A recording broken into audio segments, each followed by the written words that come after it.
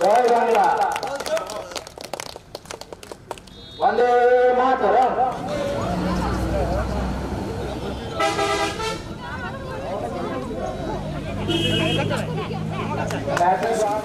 সকালে চায়ে চুমুক দিতে দিতে তরুণদা একদম সময় কাটাচ্ছে 2025-এ। আমরা জেনে নেব তরুণদার কাছ থেকে। তরুণদা, 2025 নতুন সূর্যোদয়, আবার সেই সকালে চা চুমুক দিতে দিতে আবার জননেত্রী মমতা বন্দ্যোপাধ্যায়ের প্রতিষ্ঠা দিবসের প্রোগ্রামে বেরিয়েছেন, অনুভূতি? নিশ্চিতভাবে এই দিনটি দুদিক দিয়ে আমাদের কাছে গুরুত্বপূর্ণ। বছর শেষ হয়েছে, নববর্ষ শুরু হয়েছে। প্রত্যেকের মনে এই নতুন বছর নিয়ে আশা, আকাঙ্ক্ষা, প্রত্যাশা, নতুন রেজলিউশন, নতুনভাবে কর্মোদ্যোগ, সবটা মিলিয়ে একটা সুন্দর মুহূর্ত।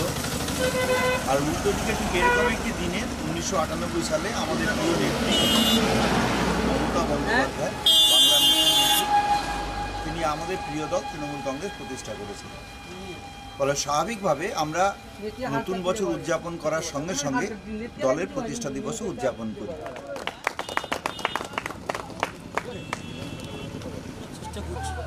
সেই জায়গায় 2025-এ আগামী দিনে যেন সমস্ত মানুষ সুন্দর এবং সুস্থভাবে জীবনযাপন করুক, আমি উপরওয়ালার কাছে, ভগবানের কাছে প্রার্থনা করব।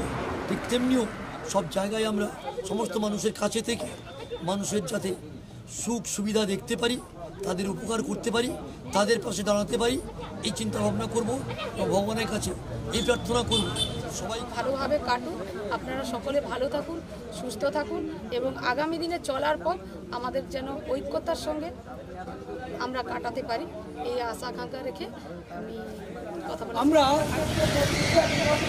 উপলক্ষে আজকে